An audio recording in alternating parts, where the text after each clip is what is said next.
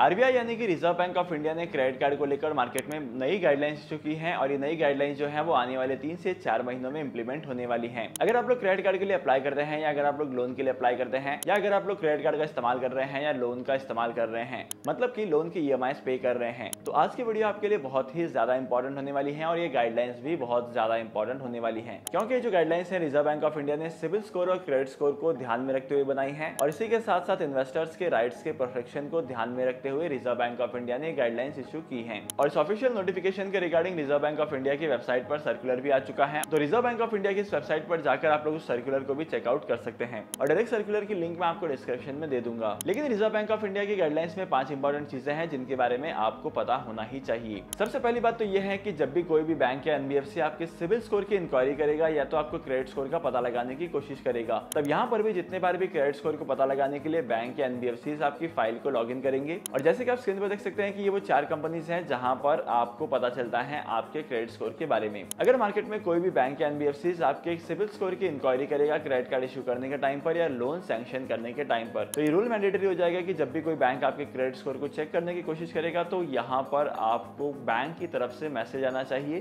कि बैंक की तरफ से आपका क्रेडिट स्कोर चेक किया जा रहा है। क्योंकि जब बैंक एंड एनबीएफसी आपका क्रेडिट स्कोर चेक करते हैं तब यहाँ पर इस तरीके की इंक्वायरी को हार्ड इंक्वायरी माना जाता है और जितनी ज्यादा हार्ड इंक्वायरी आपके पोर्टफोलियो पर होगी, जितनी ज्यादा हार्ड इंक्वायरी आपके प्रोफाइल पर होगी, उतना ही ज्यादा आपका सिविल स्कोर अफेक्ट करेगा। क्योंकि हार्ड इंक्वायरी शो करती है कि आप कितने ज्यादा लोन्स के लिए अप्लाई करते हैं और कितने लोन आपके सैंक्शन होते हैं और कितने लोन आपके रिजेक्ट हो जाते हैं। जब आपका कोई लोन रिजेक्ट हो जाता है तब किसी और के पास जाते हैं और फिर से आप लोग अप्लाई करते हैं, तो ऐसे केसेस में आपका सिविल स्कोर काफी तेजी से गिर सकता है। और बहुत सारे केसेस में ऐसा भी देखा जाता है कि फ्रॉड इंक्वायरीज भी होती हैं। अगर आप किसी लोन के लिए अप्लाई नहीं करते हैं, किसी क्रेडिट कार्ड के लिए अप्लाई नहीं करते हैं, फिर भी आपको लोन या क्रेडिट कार्ड के लिए पूछा जाता है, फिर भी लोन या क्रेडिट कार्ड इशू करने के टाइम पर आपके पैन कार्ड और आपके सिविल स्कोर का इस्तेमाल किया जाता है। इससे पहले मार्केट में से बहुत सारे केसेस आए थे जहां पर पैन कार्ड का मिसयूज करके क्रेडिट कार्ड और लोन इशू किए गए थे। तब से किसी भी बैंक या एनबीएफसी को हार्ड इंक्वायरी करने के टाइम पर कस्टमर्स को मैसेज करना पड़ेगा कि आपके अकाउंट पर हार्ड इंक्वायरी की गई है। इसके बाद सेकंड सबसे बड़ी अपडेट है कस्टमर्स की कंप्लेंट्स को लेकर। जब भी कोई क्रेडिट ब्यूरोज कस्टमर्स के कंप्लेंट को रिजेक्ट करेंगे तो उन्हें कस्टमर्स की कंप्लेंट को रिजेक्ट करने के पीछे का रीजन देना पड़ेगा, क्योंकि करंटली मार्केट में बहुत बार देखा गया है कि कस्टमर्स की कंप्लेंट को सॉल्व नहीं किया जाता है और कस्टमर की कंप्लेंट को क्लोज कर दिया जाता है। और काफी बार ऐसा होता है कि जब आप अपनी कंप्लेंट को देखेंगे तब वहां पर आपकी कंप्लेंट का स्टेटस क्लोज दिखाएगा, लेकिन यहाँ पर क्लोज क्यों किया गया है इसके पीछे का कोई रीजन नहीं दिया जाता है। बहुत बार क्या होता है कि हम लोग जो फ्रॉड अकाउंट है वो रिपोर्ट करते हैं। अगर आपने कोई लोन लिया है और उस लोन का रिप्रेजेंटेशन प्रॉपर नहीं हो रहा है, आपने 60 लाख का लोन लिया है लेकिन वहां पर 1 करोड़ का लोन दिखाया जा रहा है, तब आप इन सारी चीजों को रिपोर्ट करते हैं। लेकिन बहुत बार क्या होता था कि रिपोर्ट करने के बाद आपके प्रॉब्लम्स को सॉल्व नहीं किया जाता था और उस कंप्लेंट को क्लोज कर दिया जाता था।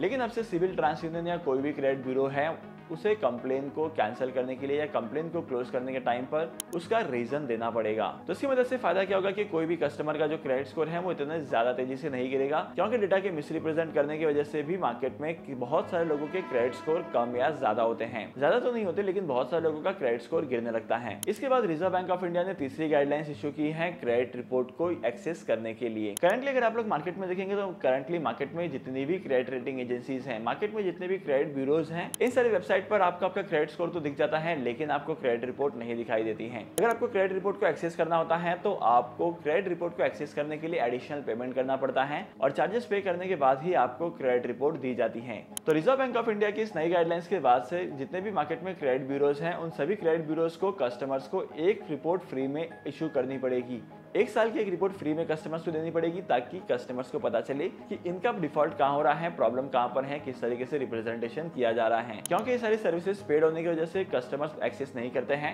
और सिर्फ क्रेडिट स्कोर देखकर पता लगाते हैं कि इनका स्टेटस कैसा है। लेकिन अगर आप लोग ऐसी प्रॉब्लम फेस कर रहे हैं तो आपकी ये प्रॉब्लम खत्म होने वाली है, क्योंकि रिजर्व बैंक ऑफ इंडिया की गाइडलाइंस के हिसाब से आपको 1 साल की एक क्रेडिट रिपोर्ट फ्री में मिलेगी। अगर एक क्रेडिट रिपोर्ट फ्री में मिलती है तो ये भी काफी है आपके लिए। इसके बाद अब हम बात करते हैं 4th अपडेट की। अगर आप लोग बैंक के लोन के इंस्टॉलमेंट का रीपेमेंट टाइम पर नहीं करते हैं या क्रेडिट कार्ड के बिल का पेमेंट टाइम पर नहीं करते हैं, मेरे कहने का मतलब यह है कि इन केसेस में आप लोग डिफॉल्ट करते हैं तो यहाँ पर वैसे केसेस में बैंक जो है वो आपके डेटा को रिपोर्ट करता है सिविल के